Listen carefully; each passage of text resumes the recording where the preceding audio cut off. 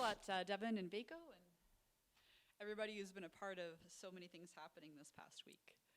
I'm excited to talk this week about resilient relationships. We talked in January about a resilient life, and we're talking about what it means that God makes us able to be strong and adapt to changing circumstances. And this month we've talked about resilient relationships. Next month we're going to talk about resilient church and how God builds his church and gives us strength from different places and in different situations. But today we're talking about parenting beyond your capacity. And I was not a parent for the first 10 years of my marriage, but I don't think I was ever under any illusions that I could ever do it all in my own capacity. I was the oldest of 6 kids, and so I know helping out as part of a family and just seeing how so many families had to help each other, I was like, wow, this is really a team sport, you know? And if nothing else showed me it, even things like the coldest night of the year last year, if you're trying to take 3 kids on a 5K walk, that takes some help beyond your capacity. That's lots of piggyback rides and encouragement, and it's really great to have that help. But there's a picture way back in my social media feed, and it is of the time that my neighbor was renovating her house and left a toilet outside. And it has a label on it that says free. And I always remember taking that picture because that pretty much encapsulated what was going on in our life at the time. I had an injury giving birth. I was not in a super great place mentally or physically. My first son was 4 months old. And because of a bunch of things that had changed around us, we were all of a sudden alone in Sault Ste. Marie, that we didn't really have much of an idea of where we would be for church or community or the people around us. It's kind of that, 4-month mark, so all the casseroles stop coming in after you have a kid. And I was just like, how am I going to do this? How is Jared going to do this alone or close to alone? And we knew that we had a couple of friends, but we were like, we know, even with our first kid, we don't have the capacity to do this by ourselves. And later on in that story, God brought us into a good church community and got to really enjoy working with and partnering with our friends in Echo Bay for some time. But I remember this time of just being so aware. I'm like, I do not have the capacity to do this parenting. Physically, I can't carry my kid the way that I would like. I can't clean my house or go shopping or do the things that I need to do. I can't shovel my own snow. God, you're going to need to help me. And I know that it's going to need to involve people. So today we're just going to talk about one of the central passages in the Old Testament that really encapsulates those truths. It's Deuteronomy chapter 6, and you can turn there if you like. And in this, Moses is giving one of the last things he'll ever say to the entire people of Israel. And he stands up and he charges them, not just as the parents, but as the community. And he charges them to remember God, to have God's commandments on our hearts and to love him with our soul and our strength, and then to impress them on our kids. Not just to tell them, but to make it part of our rhythm of our daily lives. That when we get up and when we go to bed, when we're sitting down in our house, whether that's eating or other things, when we're traveling, we're walking along the road. And this isn't just a thing for the parents, but the entire community shares in the responsibility to raise and to impress the ways of the Lord and the truths of the Lord. And I love how in this passage he even says, when your son asks you, Dad, or when your son asks you, Mom, when your son asks you, why do we do all this stuff? What are these sacrifices about? What are we honoring God for? You're going to tell them the story. You're going to say that the Lord God brought us out of Egypt. God has done incredible things. That we're not just looking to say, kids, obey these rules. We're saying, look at how great God is. Because whether you're a parent or not, we always need God to take us beyond our capacities. We always need community to help us beyond our capacities. But it's really highlighted in how often parenting exposes our weaknesses. For Jared and I being married 10 years before we had kids, I read a lot of history, a lot of fiction, and I can just think how would I have been a parent without refrigeration? How would have I been a parent before toothbrushes or the supply chain or having to chop your own wood for heat or go dig a hole in the ice to get your water out of the lake? We have this incredibly safe culture compared to the past. I'm scared of cars. I'm pretty scared of cars with my kids, but I'm not really scared of a whole lot else. We have just this incredible ease and comfort and resources. And still sometimes we're like, how do we do it all? Because it's so easy for us to recognize that my capacities are not all that there's going to be. And so today I want there to be encouragement. If you're a parent, if you know parents and you're encouraging them, if you'd like to be a parent one day, that we don't have to have this perspective that, well, we can't do it all and that's just too bad, and we always have to be worried about how we don't measure up.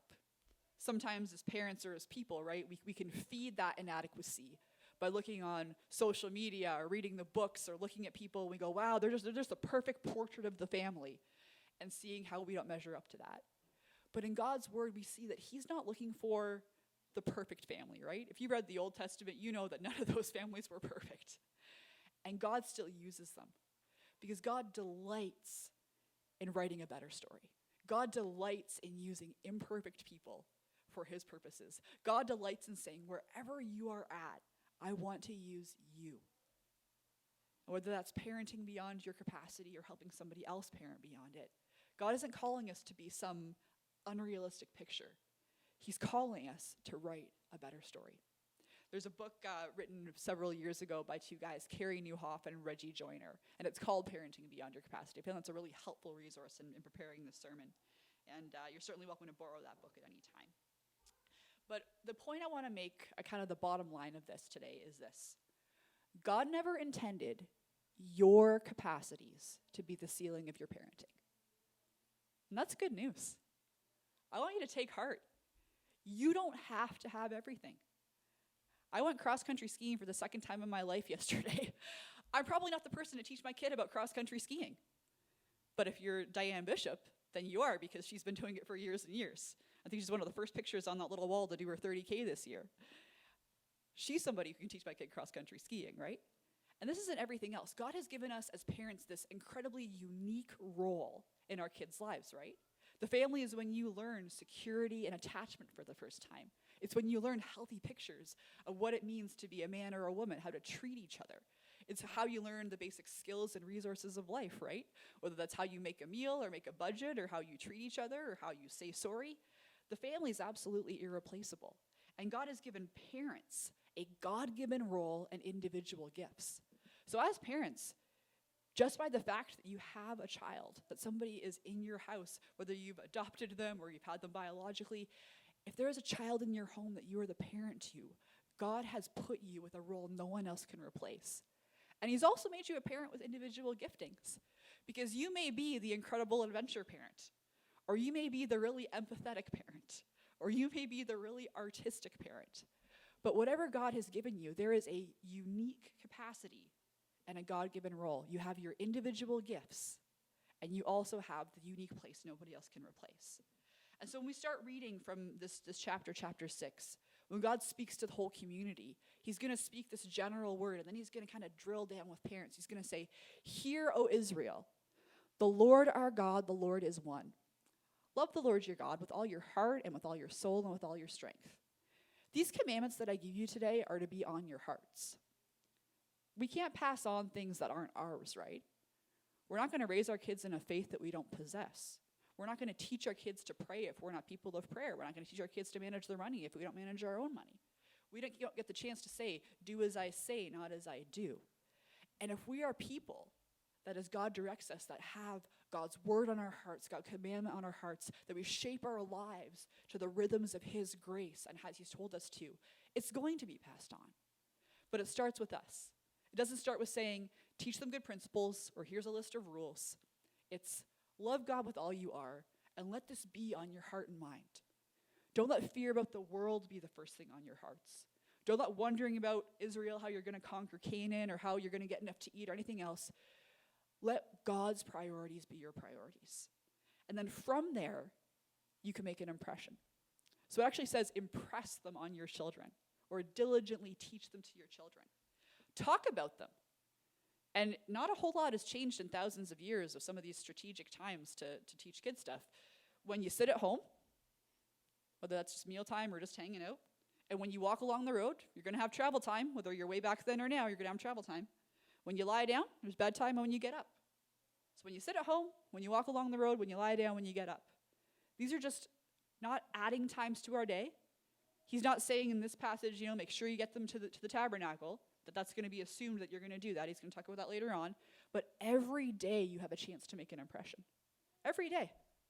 And just as God's mercies are new every morning, we get a chance every day to impress these on our kids. And again, if you're not a parent and you get to support a family, whether it's a grandparent or a babysitter or somebody else, or an aunt or an uncle. I'm the oldest of 6 kids, so we have like aunts and uncles everywhere for our kids, whatever we get to go down and visit. And the impression they make is incredible. What are they talking about at mealtime? What are they talking about in the car? It's an incredible opportunity that you have.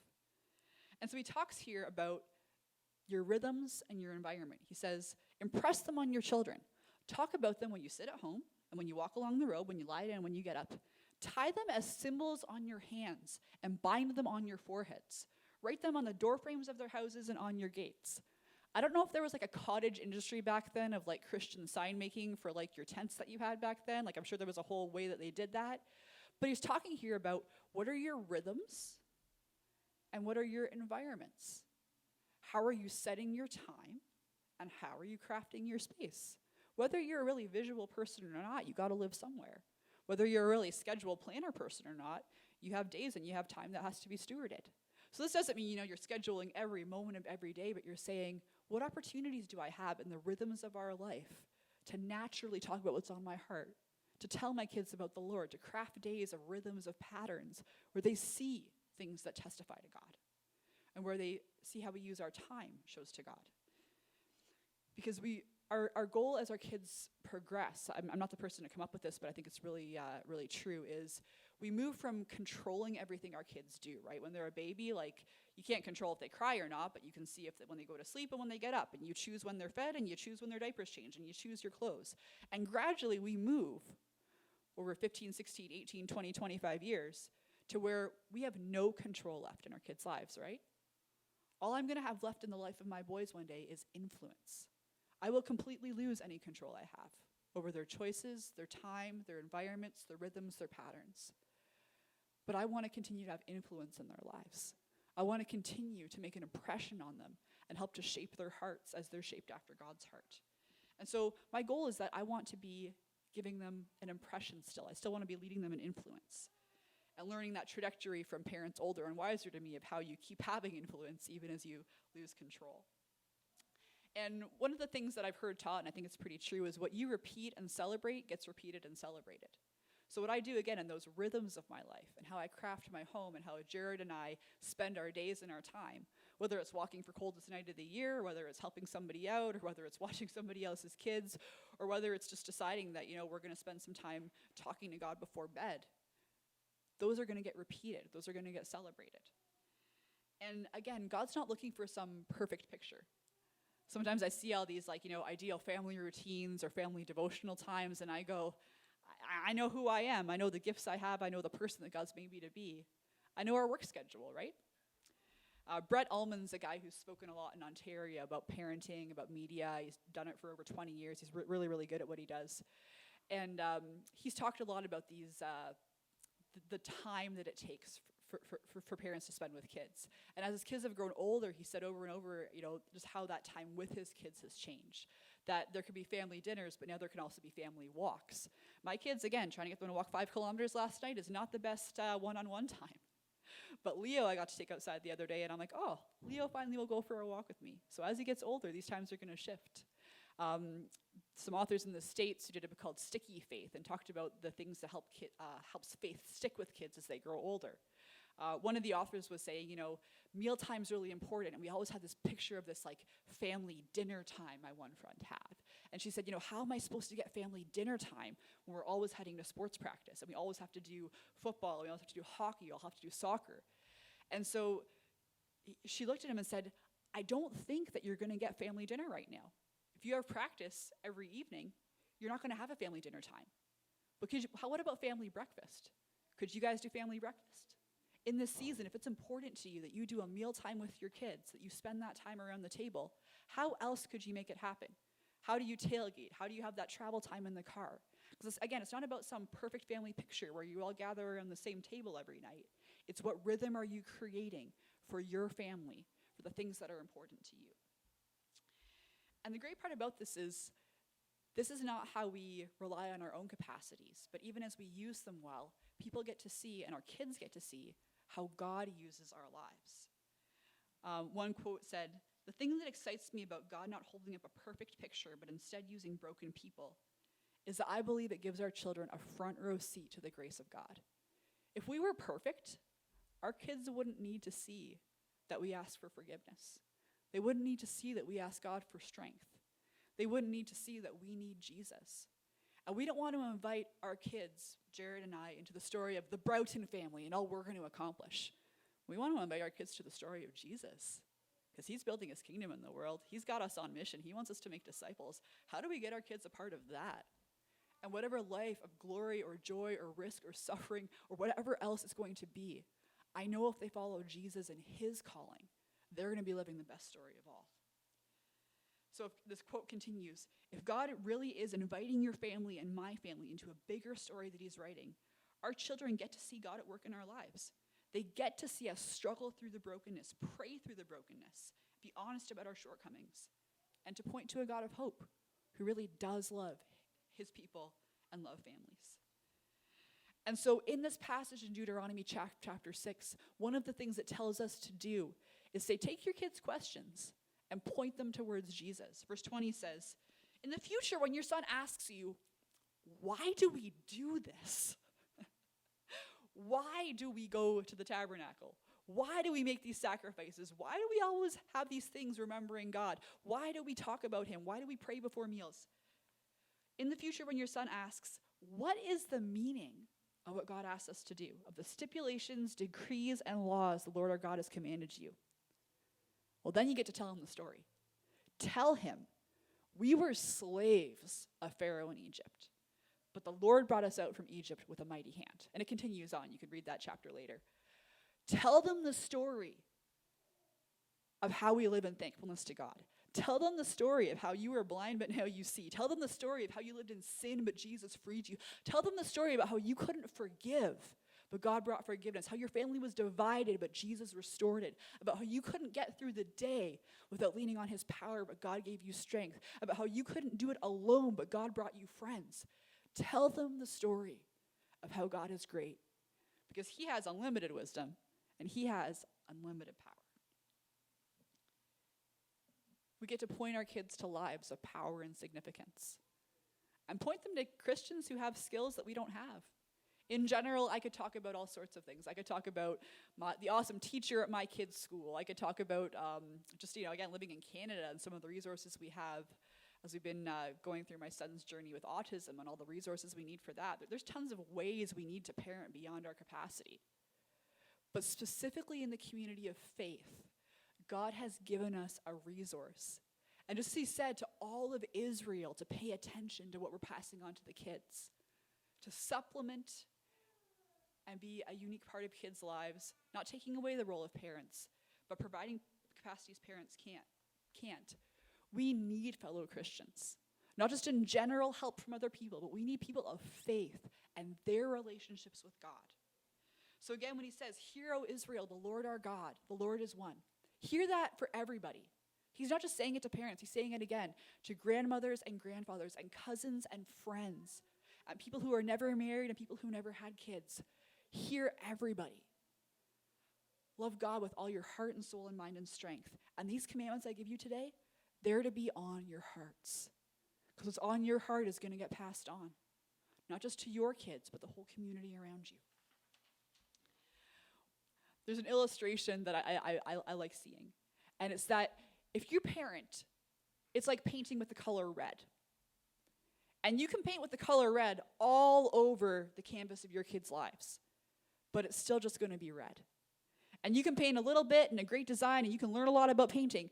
But as a parent, all we have is the color red.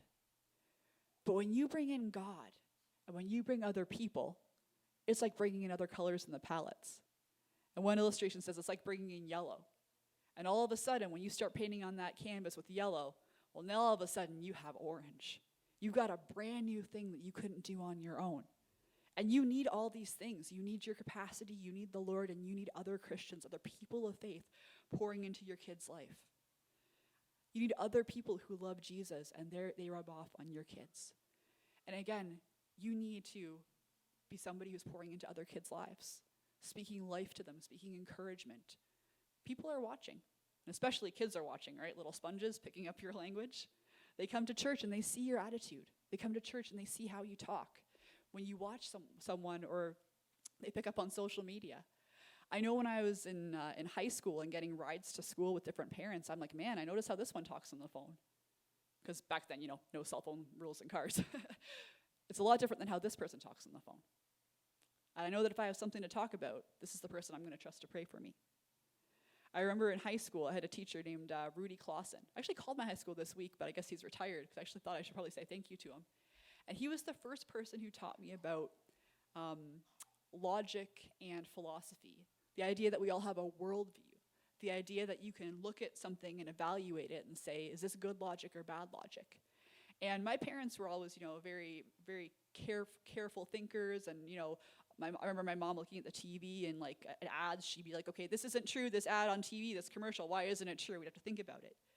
But Mr. Clausen was able to take that concept, that idea, and give me learning and expand on it in a way my parents couldn't. And by being another Christian adult who could speak into my life, I was like, wow, it's not just my parents. This is something I should really pay attention to. And so when I went on to university and actually studied philosophy and then I became a pastor, I was like, man, I think I really have Mr. Clausen to thank for this. And I really appreciate the contribution that he made into my life.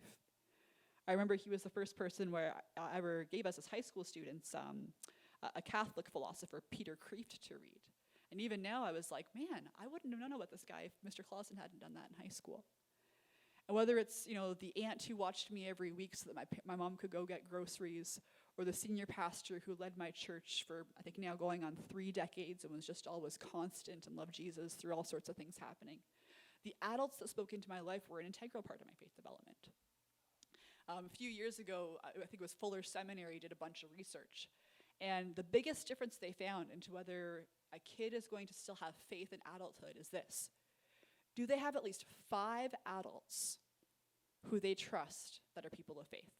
Not just go to church to, not just pass in a Sunday, not just, oh yeah, I go to church with them, and my kid knows that they can talk to them.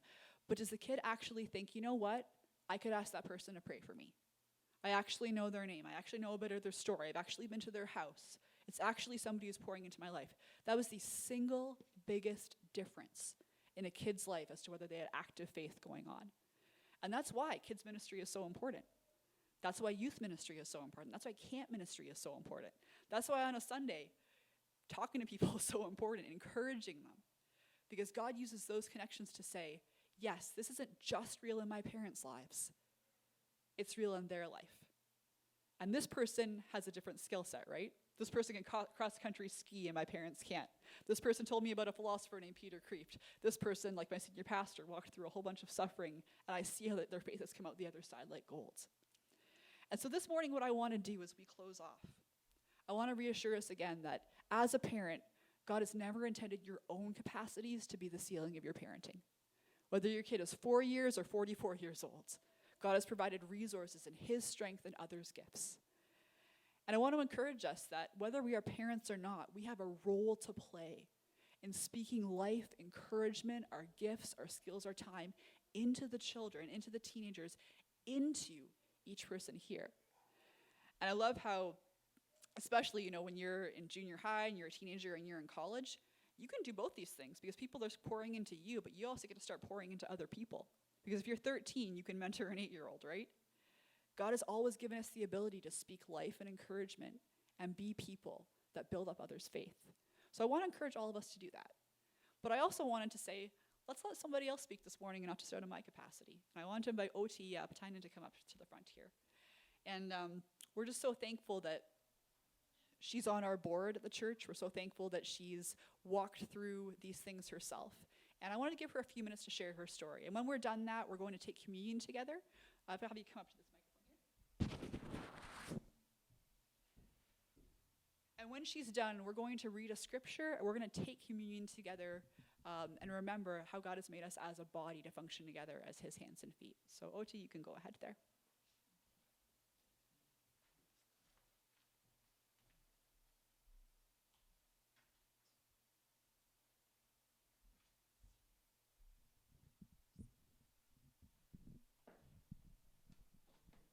Good morning.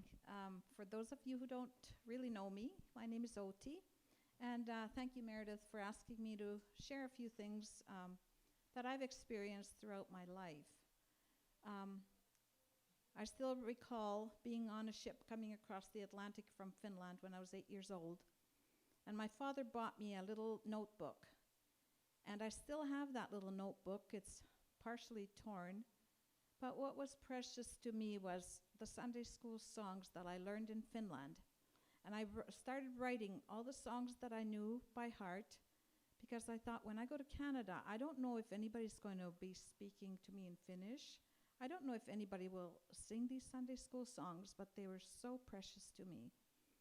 And throughout the years, I've always had a heart for, hearing about Jesus, learning about Jesus. And when I was 12 years old, you mothers with little babies would have loved me to be on your street, because I loved babies. They were my everything. I went to the neighbors. I said, could I please play with your baby? Could I play with your little one? Could I take them for a walk down the street? This was just free babysitting. I just loved it. And I remember my teacher asking me in high school, my first year in high school, what do you want to become, Outi? I said, I want to become a children's nurse. I want to look after the sick children. And she said, I think you might want to become a pediatrician. I said, what's that? Well, that's a children's doctor. I said, no. I want to be the nurse who holds those babies, who cuddles them, who feeds them, who cares for them. I want to be that one. And just like every other, or many other young people, I dreamt of the day when I meet my Prince Charming and, the wonderful fairy tale wedding and get married and start a family. And I thought I'd love to have little kids of my own. Well, I did become a nurse. I came here to the Sioux when I was 17, and by 20 I was a nurse. I wasn't old enough to sign the consent papers because you had to be 21, but I was a registered nurse. And I started working on pediatrics, and I thought, this is great. I met the love of my life, and we got married. And we had a home. I'm still in that home on Bishop's Court. It's not a fancy home, but I was carried across that threshold 51 years ago, and I'm still living there. It needs a lot of renos, but they'll get done. I love that home. Well, I thought everything was going great. 2 good incomes. The house was paid for. We had our cars. We had done trips overseas to Hawaii, to Finland, to 8 of the European countries. I thought, this is great. This is wonderful.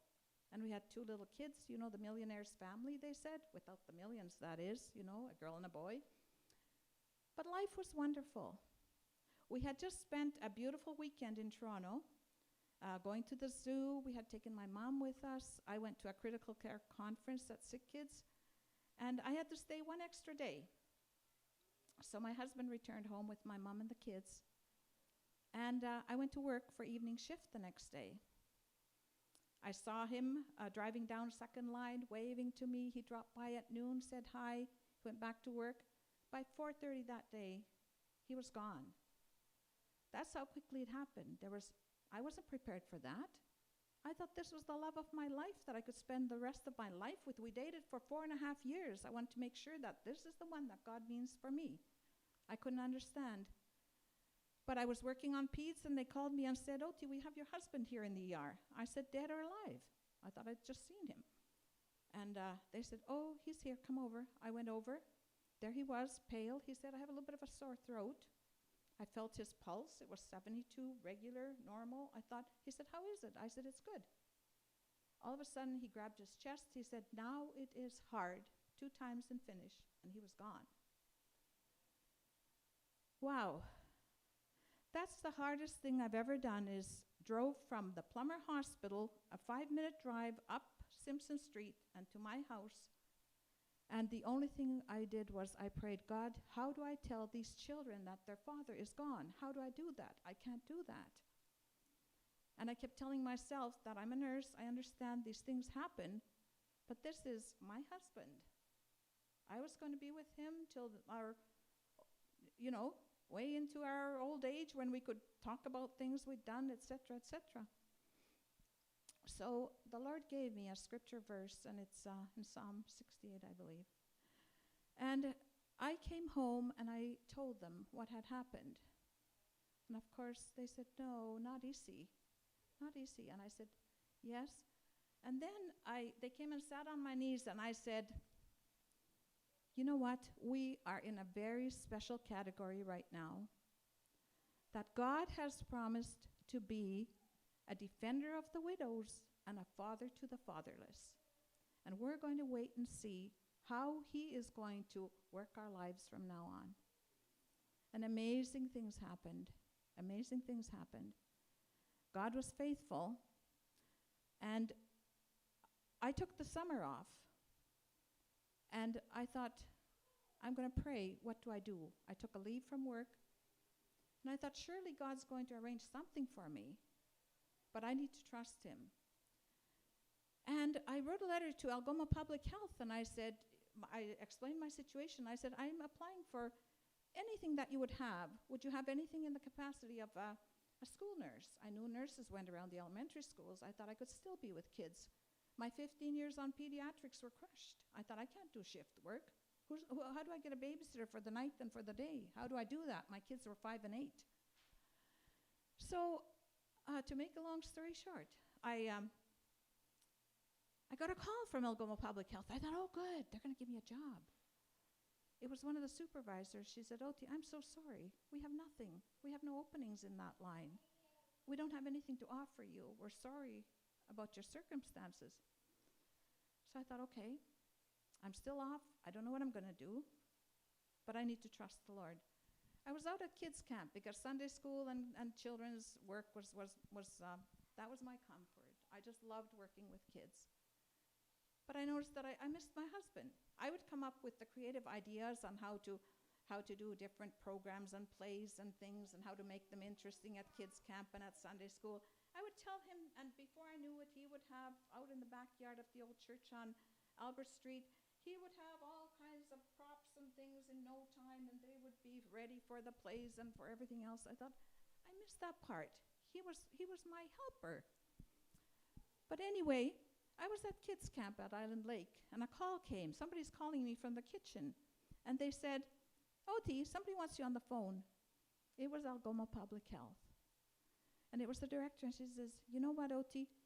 When you applied for that job and we told you we didn't have anything, we didn't know that one of the public health nurses was going to be accepted into a totally different field, and she's going to be leaving. If you want the job, you can have the job. I said, thank you, Lord. They said it'll be based on, $20,000. I thought, well, I had just received the biggest increment ever on pediatrics because the RN salaries went up to $27,000 a year. So I thought, okay, I guess I can take a cut of $7,000. The house was paid for, the cars were paid for. I was okay. Well, little did I know that when I went, it was based on $20,000, so it was actually $18,000. But guess what? The Lord had it all in plans. I was employed for the school year only. So every June, I was laid off. I collected unemployment all summer. I had my benefits covered by just paying a little extra.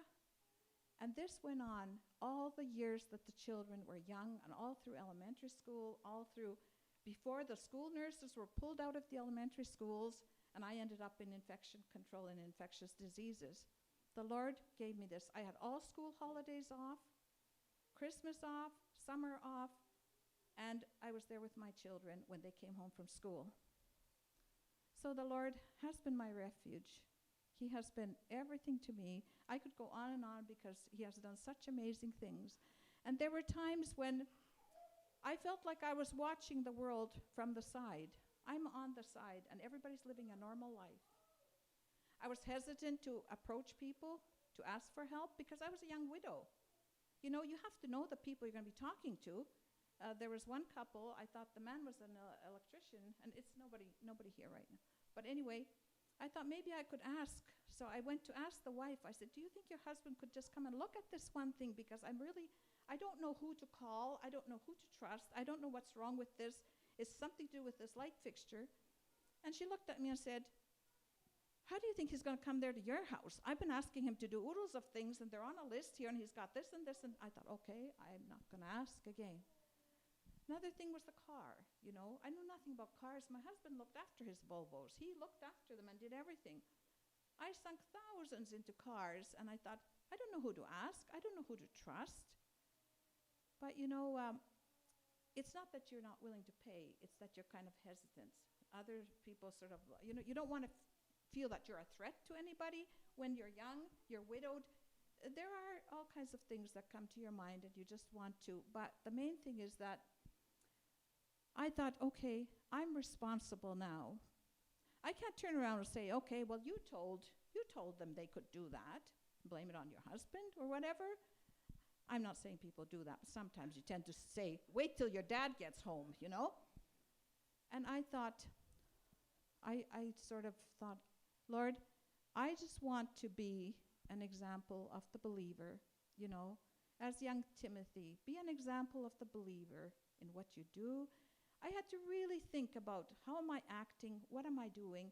These little ones are watching me. And where I knew, and this is just an example, and I know that we're going to be out of time, but I just want to tell you this. They watched me so carefully. That day, when I told them their father died, they came to me, they gave me hugs, and they said, don't worry, Mom, you still have us. And I've felt that to this day. And we've gotten such a bond with the children. But I just want to tell you, my son was 8, and he took me out for lunch. And he said, Mom, I have a few questions for you. I said, okay. This was shortly after my husband died. He said, are you ever going to get married again? I said, Kai, I haven't even thought about things like that. I don't know what God has in his plans for me. He said, well, I just want to tell you, if you get married again, you need to look for these things. And I still remember them. He had a list for me. He said, number 1, he should be a churchgoer. I thought, okay, he wants someone who is a believer. He should go to church. Then he said he should be intelligent. I said, well, how do I know that? He said, well, if he comes with a briefcase and in one hand and a tennis racket in the other, he's going to be intelligent. Well, there's been no lineup on Bishop's Court, believe you me. In the past 50 years, I haven't, 40 years, it'll be 40 years next year. And then he said, and he needs to love children, and he needs to want to travel with his children. And then I said, okay, Kai, and then he said a few other things, and I happened to say, I understand. And he said, Mom, you say you understand, but you really don't. I said, how is that? He said, because you're a girl, I'm a boy. You don't know how boys feel or how boys think. You can't say that you understand. I said, I will try.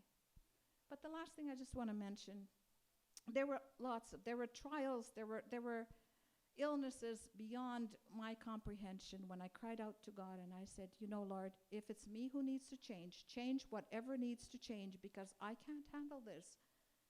You know, my daughter was lethally ill. I sat beside her bedtime a few times and thought, Lord, are you going to take her home or are you going to heal her? He healed her. We have amazing, amazing things to tell. But what I wanted to say is that throughout it all, I don't know how you would do it if you didn't have Jesus in your life. And I feel for single parents. There used to be a stigma, you know, oh, those single parents. I thought of that many a time. I wore my wedding ring for about 20 years because I didn't want to be thought of as a single parent if someone saw me. We went to Crystal Gardens in Vancouver when they were just 10, around that age, 8 and 10. I went to buy a ticket to go into this, to see these little miniature monkeys. And I was stopped right there. I said, I'd like the family rate. She says, you can't have a family rate. A family is a mother and a father and 2 kids, and my kids were standing there. That hurt me like a dagger in my heart. They said, aren't we a family, Mom? I said, yes, we are a family. But it's things like that you never, and I just feel for the single parent, you know, there's a big responsibility. I don't know how they do it if you don't have Jesus with you. It's different to know about him, but it's different to have a relationship with him. I talk to him every day. And the kids knew I talked to him. And God has promised to be a defender of the widow, and I felt that he's done that. And I'll just close there. I'd have lots of stories to tell, but God bless you all.